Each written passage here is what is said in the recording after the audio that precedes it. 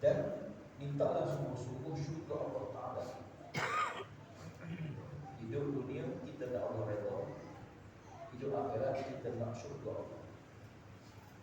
Terhimpun dalam satu ungkapan doa yang biasa kita baca, Allahumma inna nas'aluka ridhaka wa ridha.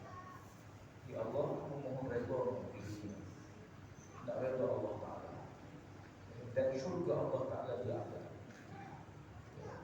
Kemudian minta lindung dua perkara.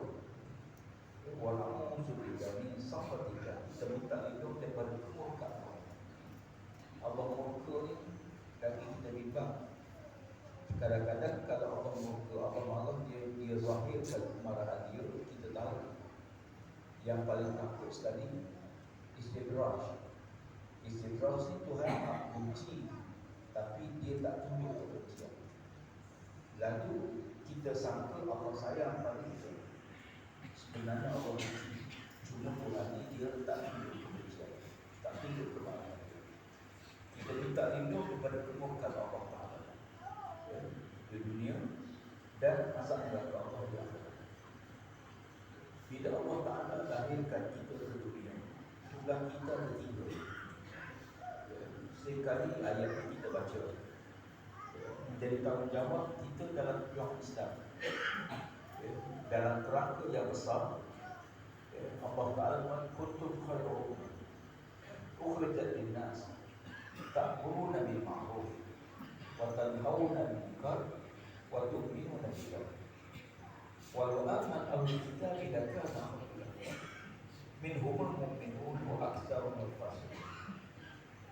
Allah Ta'ala, kamu adalah sebagai umat, kita orang Islam, kita menjadi umat yang terbaik, yang sengaja Allah Ta'ala lahirkan ke dunia, lahirkan ke dunia. Untuk apa? Untuk menyuruh yang ma'ruf. Ma'ruf bukan hanya dalam amalan pribadi, bukan dalam keluarga, dalam negara. Ma'ruf dalam negara, kita mesti membina sebuah negara yang mendapat redha Allah Ta'ala. Negara yang ekonominya hebat, negara yang maju dari segi fizikal, negara yang membangun, bukan negara yang mundur. Negara yang bersaing, mampu bersaing, rakyat hidup dengan bahagia, dengan aman. Dari segi fizikal, pembangunan fizikal termasuklah apa yang dicapai oleh negara-negara tersebut. Kita perlu susun gerak kerja supaya bila sebut negara Islam, rakyatnya rakyat yang mewah, diberi rezeki yang baik oleh Allah. Negara yang maju, ekonomi yang stabil, perpaduan yang utuh, semua ciri-ciri kebaikan itu menjadi agenda dalam perjuangan bangsa. Kita bukan nak negara, bila kita sebut negara Islam, negara yang banyak miskin, banyak masalah, rasuah, penyelewengan. Sebab itu asalnya dua. Yang kedua asas satu, negara yang membangun dalam konteks al-amru bil ma'ruf. Ma'ruf bukan hanya suruh sembahyang, suruh puasa. Ma'ruf dalam konteks negara. Dalam konteks negara, dalam konteks agenda besar negara. Isu anggap sekitar, isu apa sekalipun, kita menjadi juara dalam membangunkan negara itu. Itulah tanggungjawab orang Islam. Tanggungjawab kita besar di situ. Kemudian dia wakil sama antara ada munkar, mencegah kemungkaran dalam kerangka besar, bukan hanya mencegah ganas maya dan minum Allah, termasuk juga nilai-nilai yang merosakkan negara. Kita perlu bangunkan negara yang tidak rasuah, yang tidak menyeleweng, yang tidak salah menggunakan kuasa, yang tidak bawa budaya liar ke dalam negara kita. Hari ini kita duk bangun bukan budaya kita. Oktoberfest bukan budaya orang Melayu, bukan budaya kita, bukan budaya kita. Budaya yang berlaku di barat, yang mampu mengalahkan, yang rosak akhlak. Tiba-tiba kita balik ke negara kita, kita tinggal budaya kita.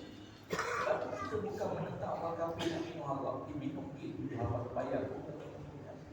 Tapi membudayakan dia tak boleh. Kita bawa balik budaya luar masuk ke sini. Ini bukan budaya Cina, bukan budaya India, Bon Odori. Ini bukan kena-mengena dengan kita. Bukan budaya orang Melayu, bukan budaya orang Cina, bukan budaya India. Kita kita buat budaya jemput. Amal agama dia, kepercayaan dia, balik ke negara kita, patut kita bawa sama-sama. Ya.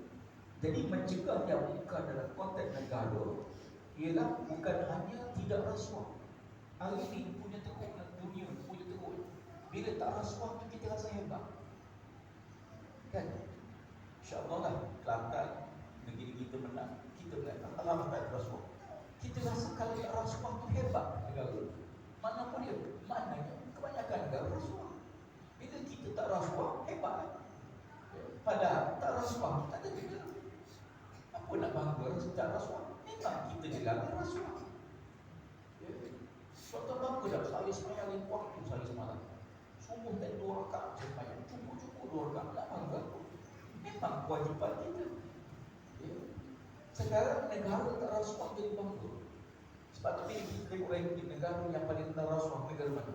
Skandinavia, Norway, Sweden, Jerman. Negara tu jadi negara utama yang tidak rasuah. Tidak rasuah. Tapi Islam dia datang bukan tengok package berhasilnya.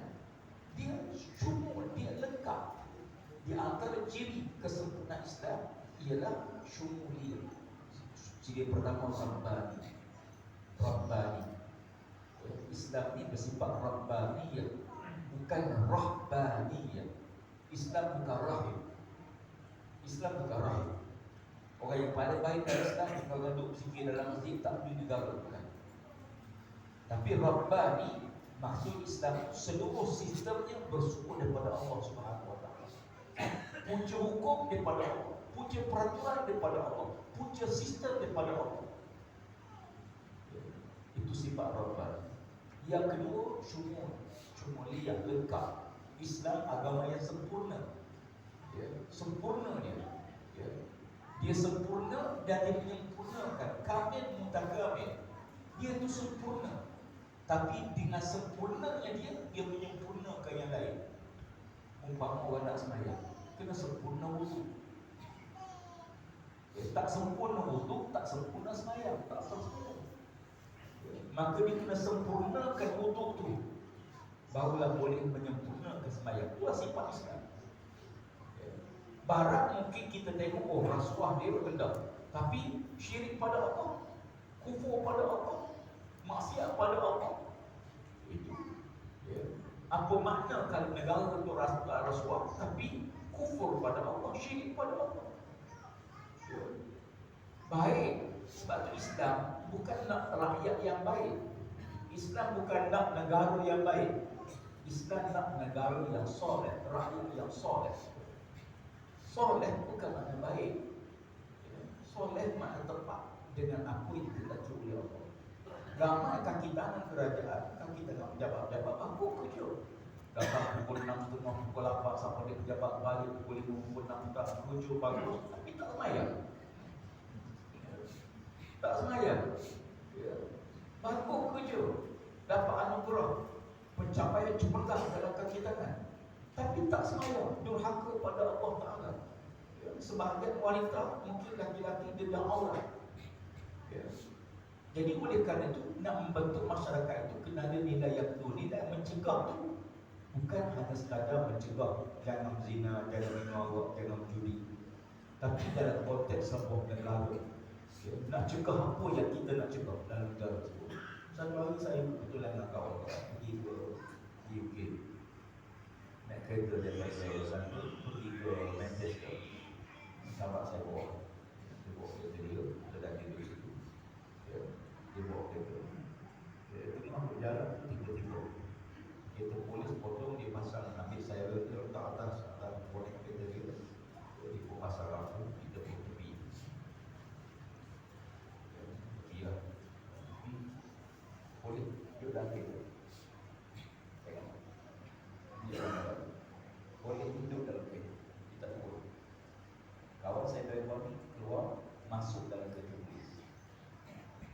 Di Malaysia dia tidak masuk kereta polis. Tak boleh. Malaysia masuk kereta polis. Itu adalah runding. Polis kena keluar daripada kereta di Malaysia. Di sana, driver masuk kereta polis. Polis pun beritahu dia. Dia kata saya dah escort kamu setengah jam. Saya dah follow kamu dah setengah jam. Kamu duduk naik kanan sekali, naik laju. Hanya diguna untuk potong saja depan potong kena masuk balik. Tapi awak dah ada setengah jam akan naik laju. Yang kedua, saya mak kelajuan kamu lebih pada 80 batu sejam. Hak laju digunakan 80. Kamu dah lari sampai 90, lebih pada 80. Yang ketiga, ni mesti sejuk. Kemungkinan ada batu atas jalan, ada saki atas jalan, bahaya. Ini salah. Ambil IC, cek senaran. Cek senaran. Okey, ada rekod kesalahan. Ada rekod jenayah. Okey, sekadar dia boleh kata balik, saya ambil maklumat dulu. Kamu kena saman, kita tak saman, kena bercakap mahkamah, tak mahkamah, tunggu. Masuk kereta, jalan. Ibu tunggu. Duduk dalam 2-3 hari, sampai mesej. Dia beri amaran keras. Amaran saja, tak kena saman. Alhamdulillah. Saya nak sebutnya, boleh masuk dalam kereta, boleh tunggu orang. Satu hari saya pergi Singapura. Saya buat kerja. Pengalaman dulu. Sampai di immigration, saya ambil pasport saya tak mungkin. Saya ambil je lagi. Dibuka dalam pasport saya, kebetulan ada duit RM1. Duit tu dah poket atas, saya pun tak perasan bila kita letak pasport asli masuk ke dalam. Buka-buka duit. Apa ni? Saya pun sudah duit poket. Dia jawab dia, kau ingat Indonesia? Kau ingat Indonesia kan? Pedas terima. Punya teruk MS kita RM1 nak rasuah. Rasuah tu tak bersalah. Tapi nak gambarkan ini cerita lama lah, berapa tahun masa kita ikut. Jadi sahabat-sahabat sekalian, itu asal dua. Tetapi asal yang paling penting dia Allah Ta'ala sebut dalam Quran, wa tu'minuna billah. Kalau beriman kepada Allah Ta'ala. Dan inilah yang bezakan. Walau aman ahli kitab, kalau ahli kitab tu beriman pada Allah, dia lebih baik pada kamu. Tapi tidak beriman. Minhumul mu'minun wa aktharumul fasiqun. Sebahagian dia beriman, sebahagian besar fasik. Makna tu dia, kalau kita tak ada iman, mereka lebih baik pada kita. Dan inilah ukuran yang sedang ada hari ini. Singapura lebih baik pada kita, Norway lebih baik pada kita, Sweden lebih baik. Pasal kerana kalau compare dua nilai negara yang maju, nilai cegah kemungkaran, rasuah sebagainya, memang mereka baik. Cuma kata Allah, mereka tak beriman dengan Allah. Kelebihan kita ialah kita beriman dengan Allah Subhanahu Wa Taala. Sepatutnya bila kita beriman, kita lebih baik daripada mereka, kata Allah. Sepatutnya. Tapi bila kita senarai, Masya Allah, Dorio, LCS 6 bilion duit negara dihabiskan. Buat kapal bukan tak buat, cuma tak siap. Tak siap lagi. Bila tak siap lagi, duit tak ada lagi. Terpaksa injek lagi duit, terpaksa bagi duit, tambah lagi. Kalau tak tambah, projek tak siap. Macam mana? Tak tambah, kapal tak siap. Kena tambah, baru boleh siap. Banyak lagi nak tambah, berbilion lagi nak tambah. Barang-barang beli dah kena. Semua beli dah. Sistem dia, peralatan semua dah beli dah. Tapi kapal tak siap. Macam kita bawa rumah lah. Pergi sejuk beli dah, dapur beli dah, gas beli dah, semua. Dapur rumah tak siap. Nampak dapur mana?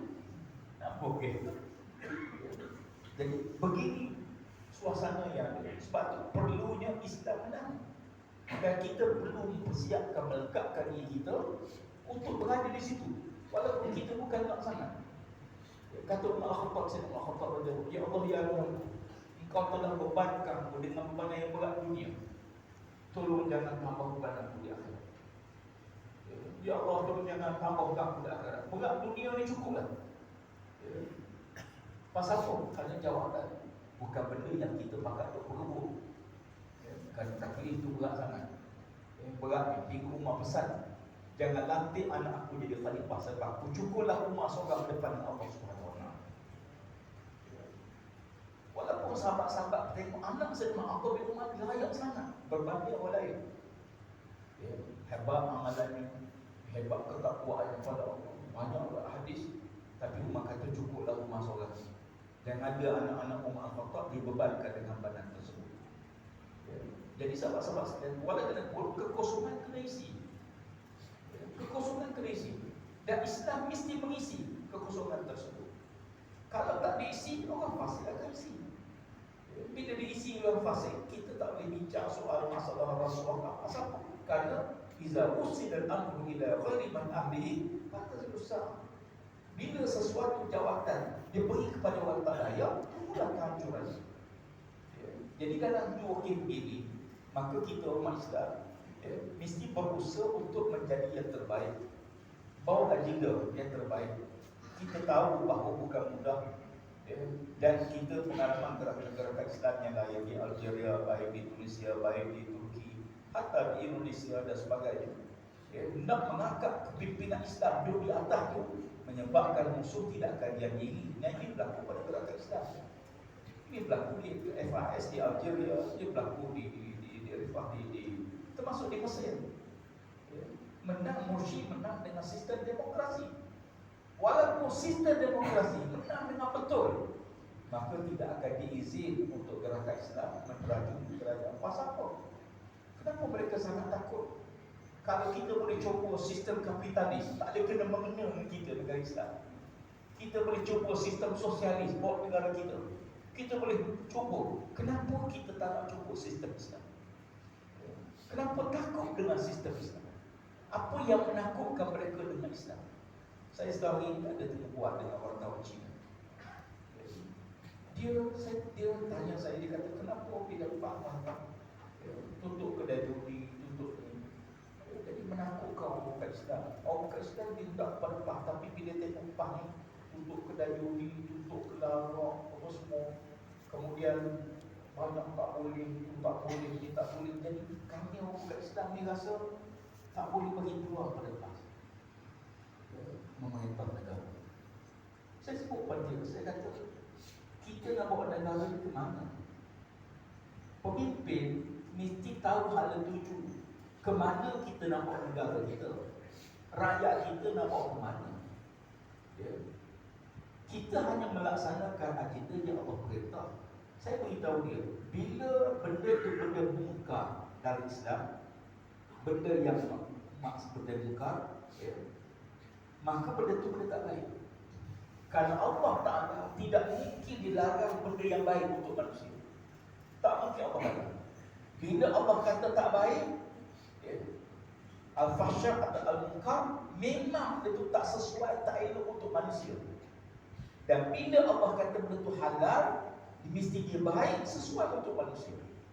Maka sebagai pemimpin, saya kena jelas clear pada rakyat saya. Saya tak nak rakyat saya mampu bergaduh suami isteri, habis hartakan di meja judi yang untuk 4-5 orang. Rakyat berana teruk. Banyak mana kedai judi yang menyebabkan timbul polemik rumah tangga dan sebagainya. Saya kata kalau agama benar, kami benarkan. Apakah Kristian pernah judi? Kristian tak pernah judi.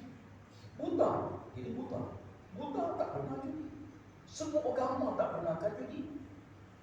Saya tanya asal bahagia bila seorang pemuda mari jumpa Nabi, dia tak izin untuk berzina, kan?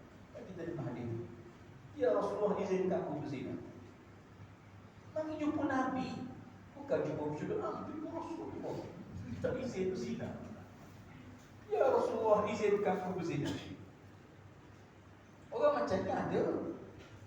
Negara kita ada dalam parlimen benarkan LGBT. Ini hak kebebasan. Kenapa kita nak sekat? Orang perempuan ni suka pada perempuan, itu urusan dia.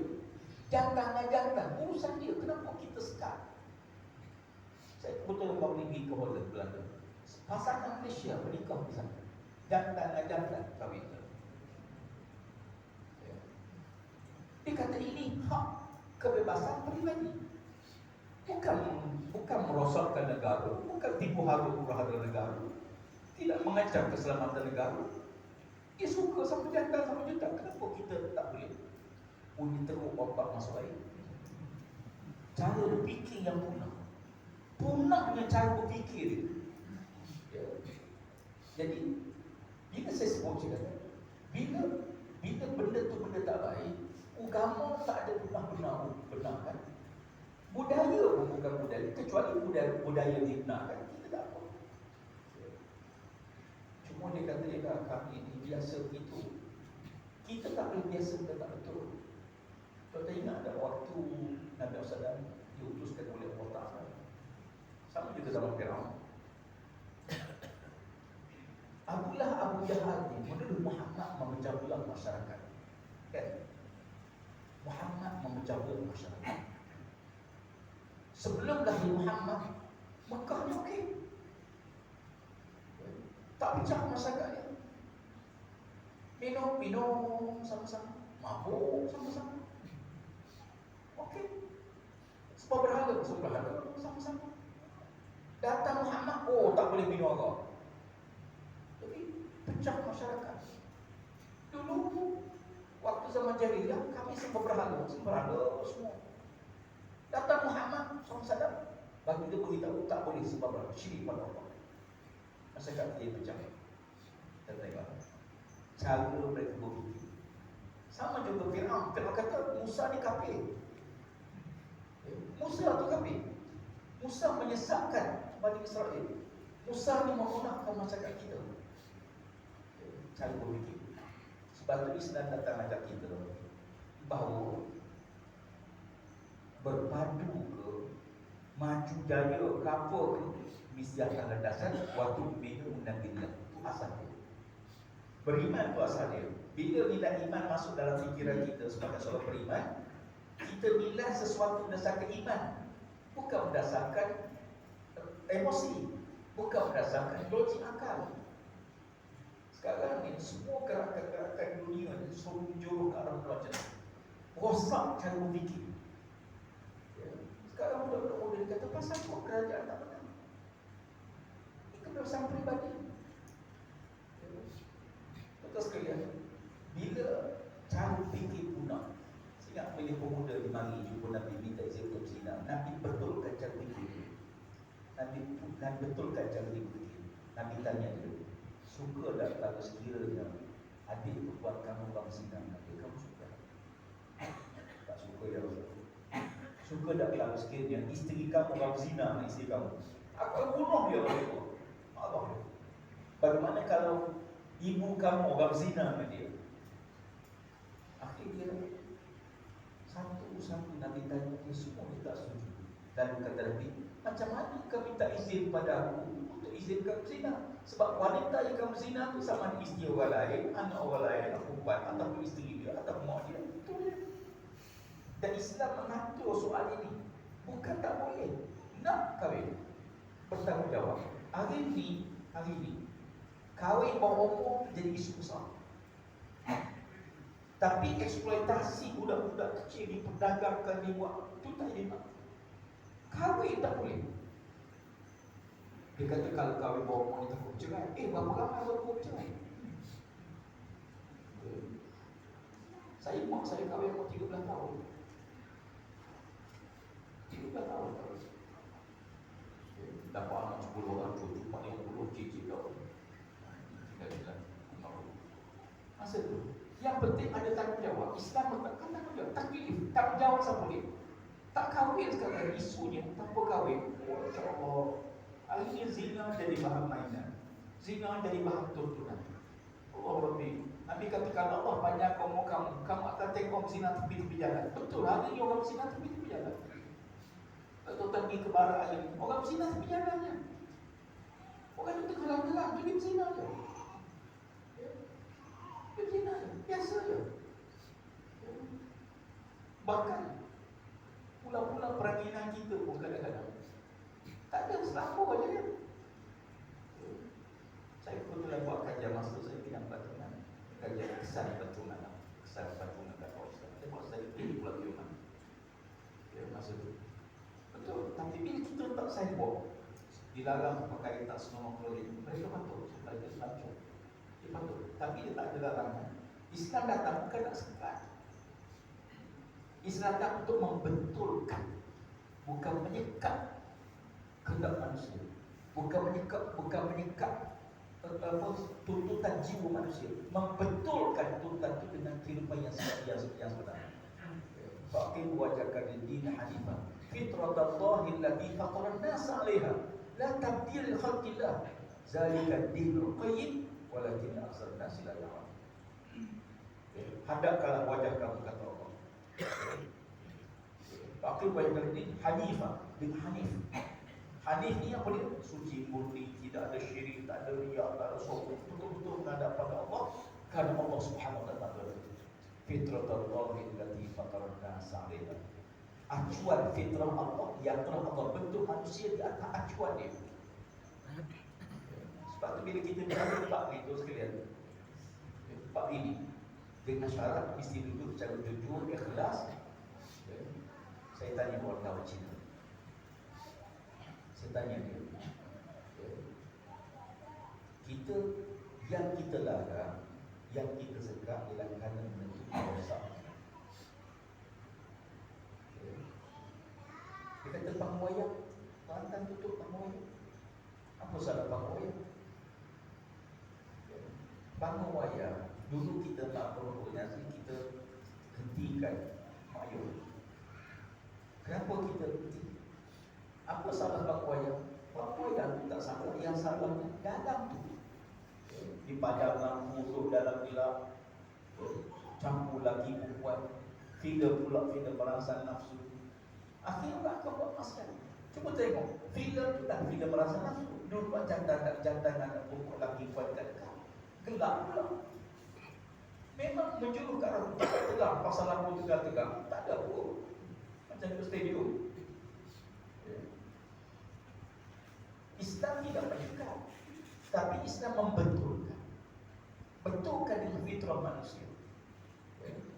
Jadi oleh kerana itu, bila nilai-nilai yang rosak tadi masuk dalam negara, sedikit demi sedikit, akhirnya dia jadi satu adab. Bila berkembang hama, payah masa bagi masyarakat. Ambil masa bertahun-tahun. Sebab tu kita kena mula, walaupun sikit kita kena mula supaya kita tidak melangkah umbi ke utara. Minum agak ni, Allah Ta'ala dah jadi tradisi minum agak. Bertahun-tahun, tahun, rumah masing-masing ada Allah. Allah haramkan agak peringkat-peringkat. Pasal tu sebab dah sebati dalam jiwa mereka. Demikian juga perbuatan-perbuatan yang lain, kemungkaran-kemungkaran yang lain. Manusia ni sebenarnya kena duduk tenang, fikir-fikir, saya logik dia kata betul.